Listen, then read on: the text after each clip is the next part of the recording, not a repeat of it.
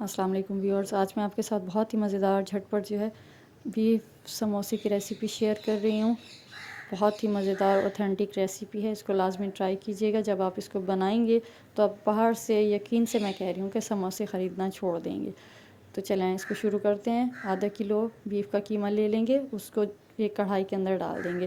قیمہ میں نے دھو کے رکھ دیا تھا پانی نکلنے کے لیے۔ اب 1 ٹی اسپون جو ہے اس کے اندر میں نے لال مرچ ڈالی کٹی ہوئی، آدھا چائے کا چمچ ہلدی ہے، نمک ہے حسب ذائقہ، اور 1 ٹی اسپون جو ہے اس کے اندر زیرہ ڈال دیں گے۔ بس یہی چیزیں ابھی اس کے اندر جائیں گی۔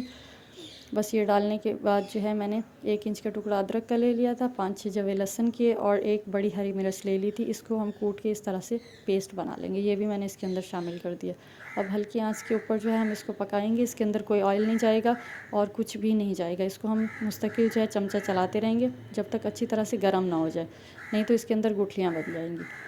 اچھی طرح سے اس کے اندر چمچ چلاتے رہیں، اور جیسے مسالہ بھی اچھی طرح سے مکس ہو جائے گا اور قیمہ بھی گرم ہو جائے گا تو ہم جو ہے اس کو ڈھک کر 10 سے 15 منٹ تک بالکل ہلکی آنچ پہ پکائیں گے۔ تو ہمارا جو قیمہ ہے وہ اپنے ہی پانی میں گلے گا، آپ نے اس کے علاوہ کوئی پانی نہیں ڈالنا، کچھ بھی نہیں ڈالنا۔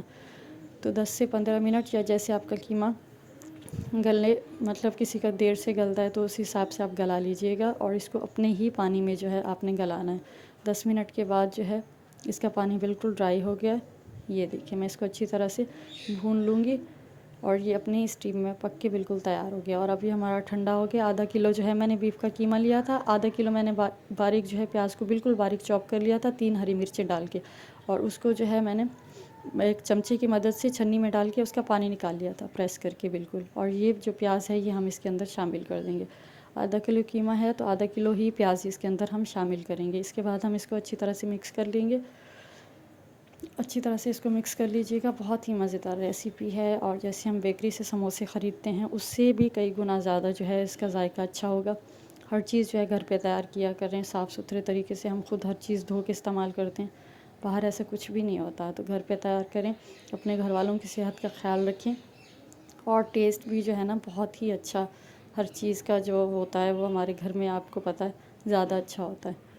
تو لازمی اس کو ٹرائی کیجیے گا۔ ایسا کوئی مشکل نہیں ہے، بہت ہی آسان ریسیپی ہے، اور سب کچھ جو ہے کچن میں موجود ہوتا ہے۔ اس میں ایسی چیزیں جو ہے میں نے ڈالی ہیں۔ تو یہ دیکھیں اچھی طرح سے مکس کر لوں گی۔ اس کے بعد آدھی گڈی جو ہے میں نے باریک کٹا ہوا ہرا دھنیا ڈال دیا اس کے اندر۔